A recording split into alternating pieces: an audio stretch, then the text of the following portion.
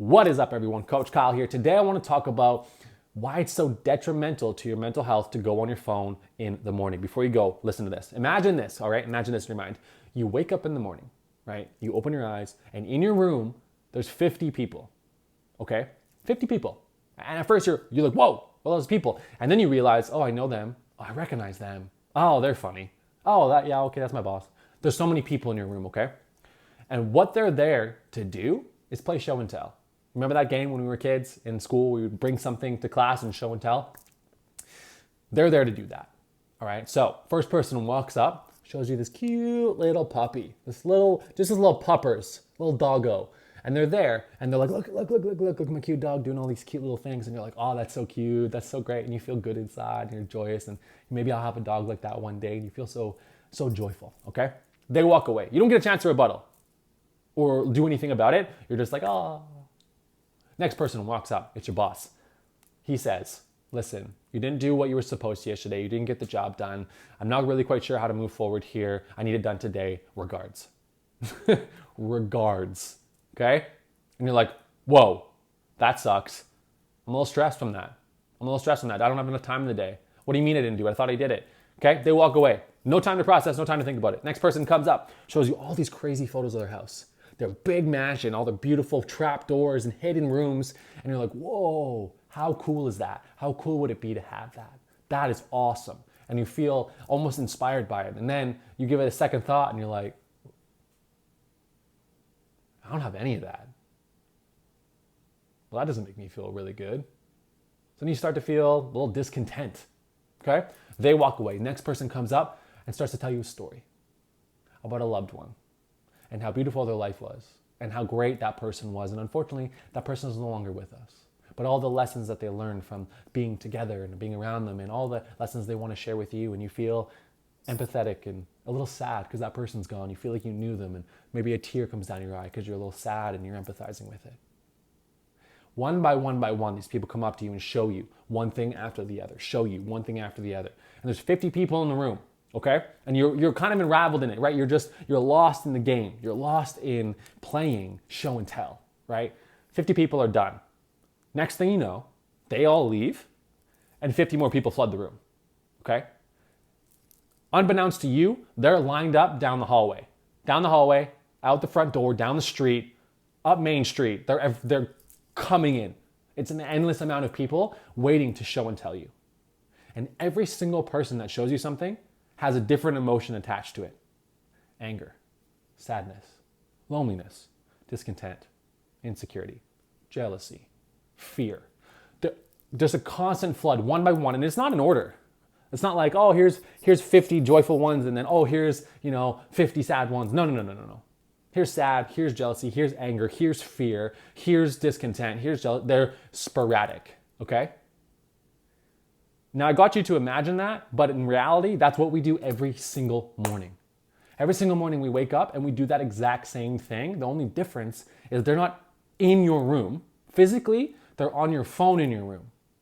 You've allowed hundreds of people in your room, thousands of people in your room, in your sacred space. You've let them in.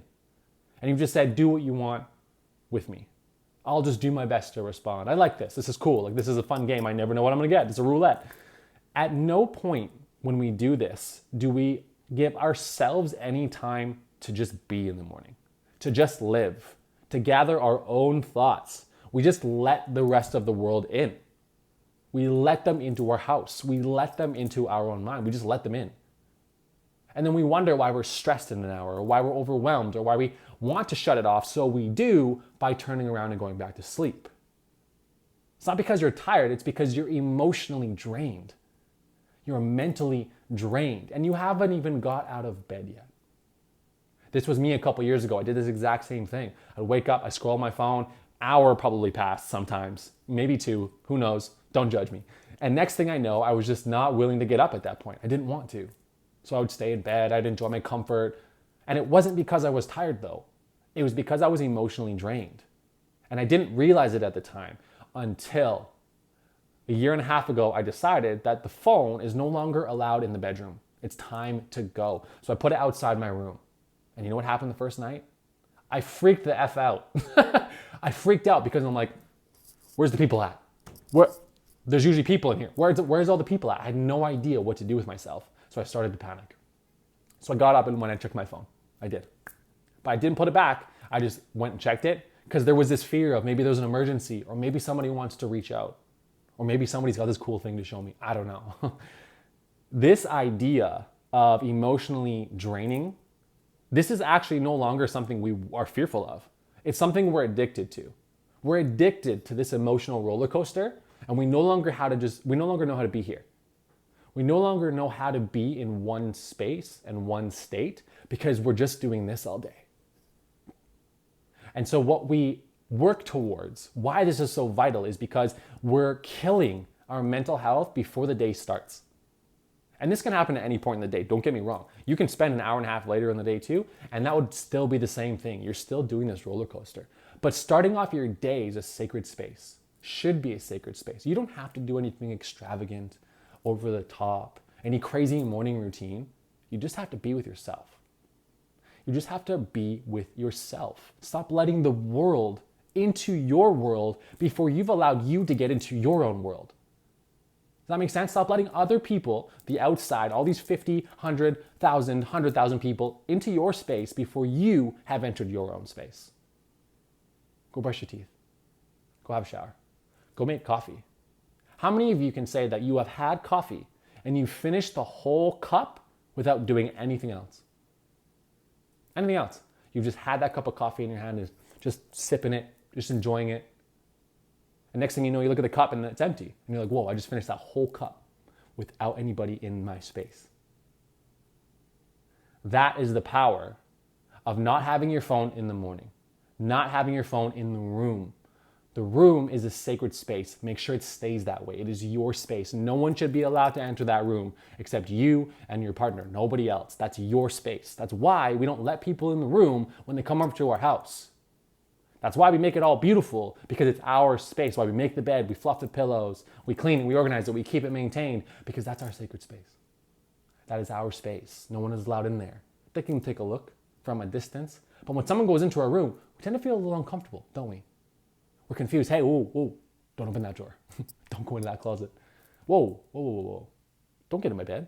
Get out of here.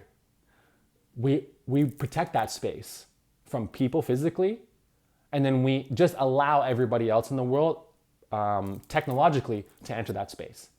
So what I'm saying is, give yourself a break from this. Put the phone outside the room. Stop letting it in there. Stop allowing your phone in the bedroom. It's killing your mental health.